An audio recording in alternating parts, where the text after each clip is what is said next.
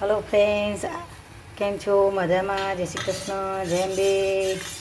આજે હું બનાવું છું ચટણી ગળી, બજારમાં મળતી અને લગ્ન પ્રસંગમાં વપરાતી એવી ચટણી. આ મેં ગોળ વગાડી છે.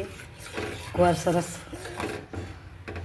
બરાબર ઉકળી જાય ગોળનું પાણી, પછી આપણે અંદર આંબલી ઇન્સ્ટન્ટ આંબલી પલાળ્યા વગર આપણે બનાવવાની છે ચટણી.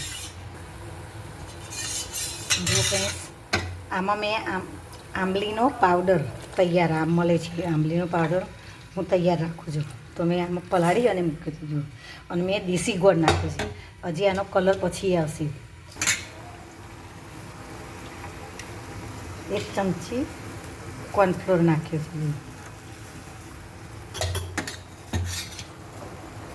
વધારે નહીં નાખવાનું, નહીં તો પછી ચટણી આપણી જાડી થઈ જાય.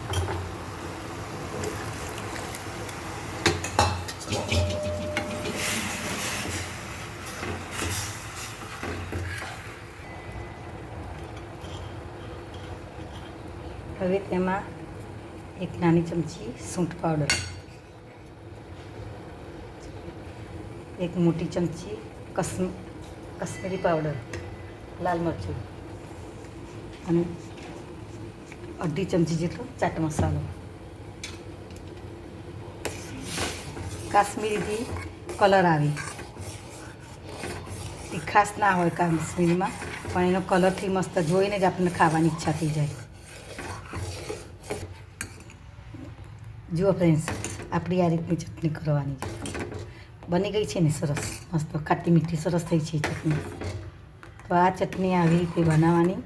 તમે આ રીતે બનાવશો અને આ ઇન્સ્ટન્ટ બની જાય છે. આંબલીનો પાવડર બજારમાં મળે જ છે.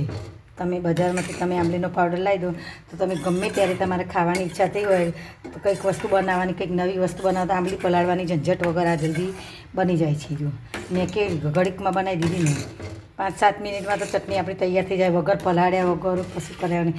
ખાલી ગોળ એકલો સમારી અને તૈયાર કર્યું બસ. અને આંબલીનો પાવડર હતો એ 2 ચમચી નાખી અને પલાળી દીધો. તમારે જેટલી ક્વોન્ટિટીમાં બનાવવાનો હોય એ રીતે તમે બનાવી શકો છો. મારી ચેનલ તમે જોતા હોય તો લાઈક કરજો, સબસ્ક્રાઈબ કરજો. થેન્ક યુ, આભાર. અડધી ચમચી સંચર પાવડર નાખ્યો અને થોડુંક મીઠું, એ હું ભૂલી ગઈ હતી, ચાખી એટલે ખબર પડી. તો છે ને આપણું તૈયાર ચટણી.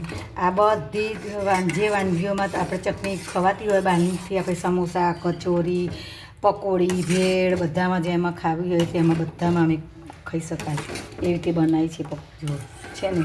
અને ઇન્સ્ટન્ટ બની જાય તેવી છે.